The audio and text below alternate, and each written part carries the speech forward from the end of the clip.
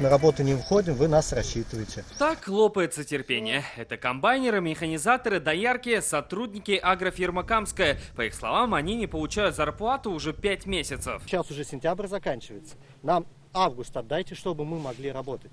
Они вот нам говорят, что вы же работали типа бесплатно, вы ничего не возмущались. Все началось весной. Тогда они работали в хозяйстве Тиньковское. С апреля 3 месяца им не платили зарплату. Тогда сотрудники написали заявление в прокуратуру. В итоге на директора агрофирмы Тиньковская завели уголовное дело. Сумма долга сейчас больше 10 миллионов рублей. В июле хозяйство поменяло юрлицо, говорят работники. Теперь это агрофирма «Камская», но и тут пошли задержки.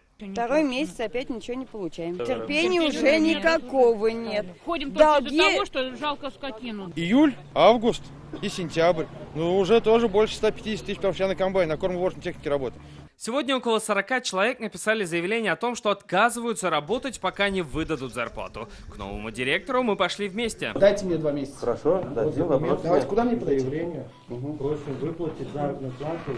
Разговор с подчиненными спокойным не получился. Вы же лично, вы же сами крадете солярку. Чуть позже стало ясно, что часть работников получили зарплату за июль. Часть, по совпадению, должны были получить именно сегодня. Тратим на запчасти и ГСМ.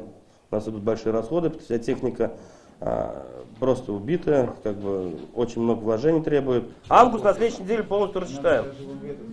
Август рассчитаем включительно на следующей неделе. Июль сегодня рассчитываем. Ездит, кассир у меня ездит по всем подразделениям, рассчитывает. Так ли это? Мы отправились выяснять в одно из поселений, где как раз должны были выдать деньги за июль. Бухгалтер и водитель никому ничего не выдали и при виде камеры просто уехали.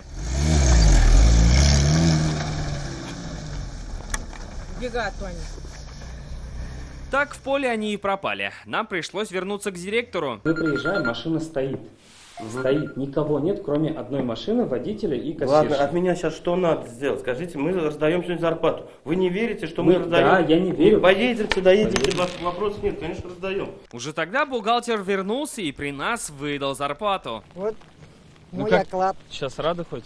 Конечно, как не рада. Вопрос с долгами агрофирмы Тиньковская все еще открыт. Зависла зарплата за апрель, май и июнь. Ими занимается Следственный комитет и прокуратура. Расследование данного уголовного дела находится полностью под контролем прокуратуры района.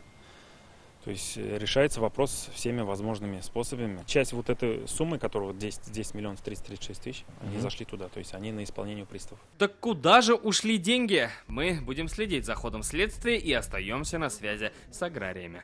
Салават Ухмадуллин, Ренат Сафин, ТНВ, Камско-Устинский район.